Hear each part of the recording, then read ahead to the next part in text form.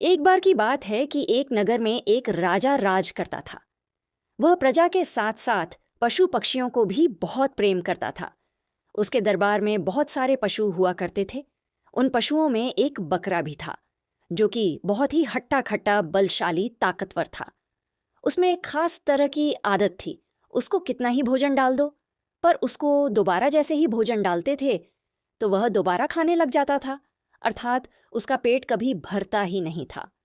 तो राजा के दिमाग में एक बार विचार आया और उसने पूरे नगर में ऐलान करवा दिया कि जो भी इस बकरे को ढपाएगा, अर्थात इसका पेट भरेगा, उसको मुंह मांगी इनाम दी जाएगी।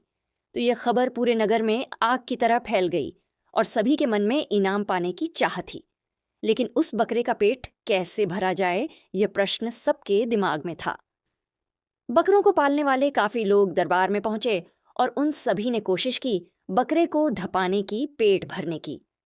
वे बकरे को अपने घर ले जाकर के भरपूर खाना खिलाते और फिर दरबार में ले जाते तो वह बकरा दोबारा घास खाने लग जाता। तो इस तरह सभी इस शर्त में असफल हो गए।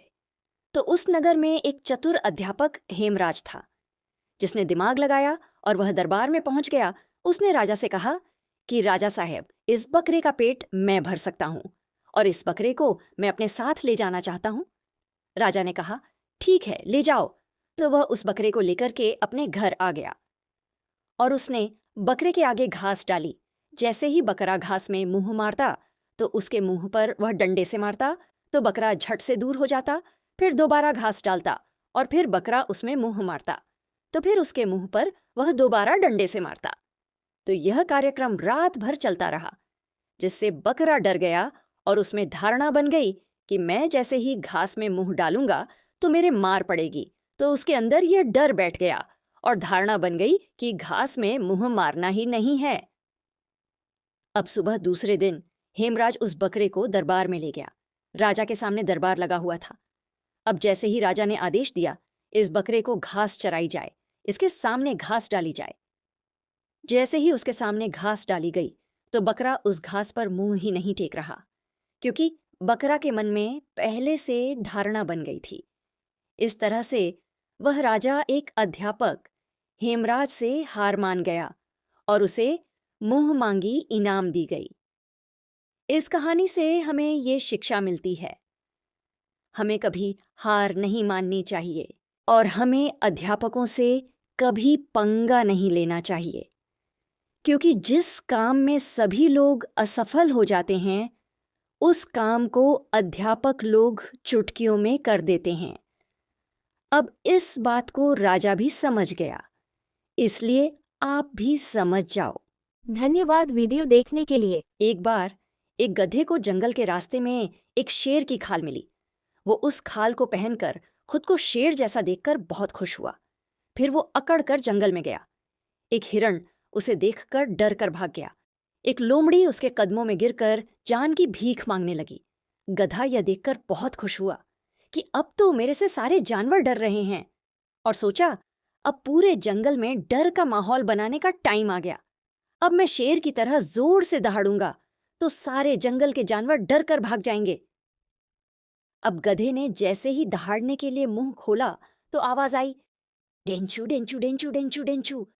शेर जैसे हुलिये में गधे की आवाज सुनकर जंगल के सारे जानवर हैरान रह गए और सब चिल्ला उठे, अरे देखो देखो, ये तो गधा है, ये तो शेर की खाल पहनकर हम सबको बेवकूफ बना रहा था।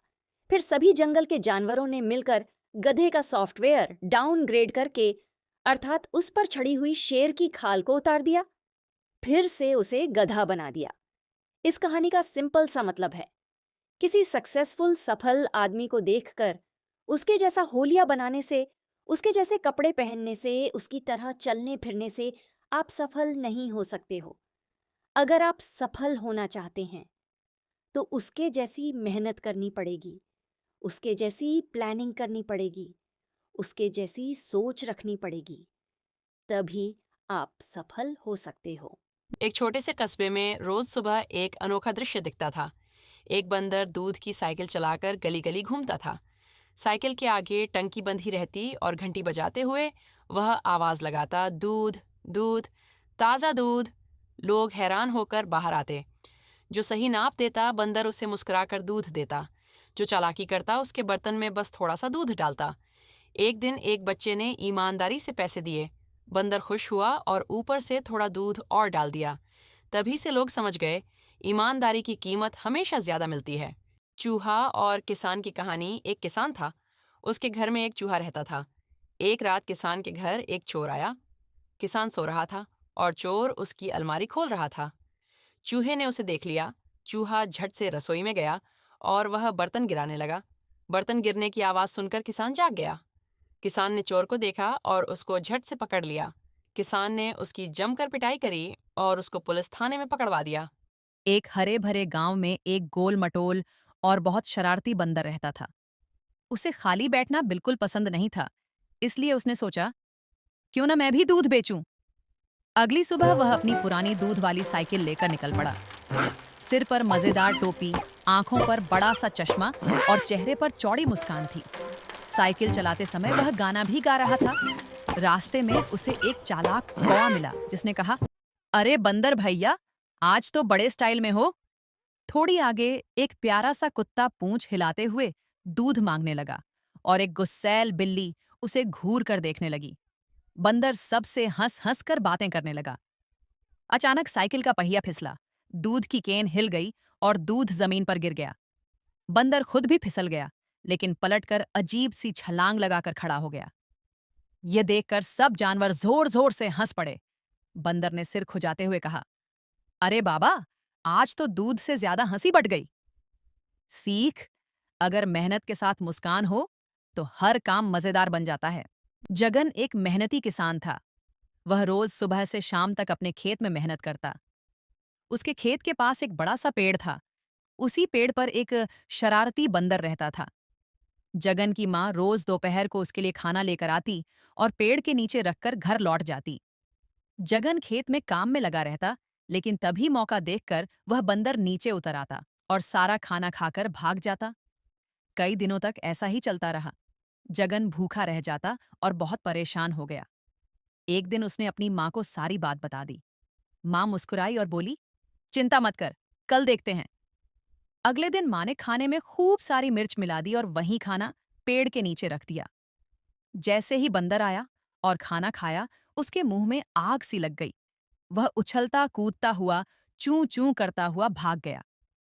उस दिन के बाद बंदर ने कभी जगन के खाने की तरफ आंख उठाकर भी नहीं देखा। जगन चैन से खाना खाने लगा और माँ हंसकर बोली, अक्ल ताकत से बड़ी होती है। सीख, शरारत और चोरी का फल हमेशा कड़वा होता है और बुद्धि से बड़ी कोई ताकत नहीं। धन्यवाद वीडियो देखने के लिए। और ऐसे ही वीडियो देखने के लिए हमारे channel Himraj sir new tips को सब्सक्राइब करें, लाइक करें एवं अधिक से अधिक शेयर करें। जय हिंद।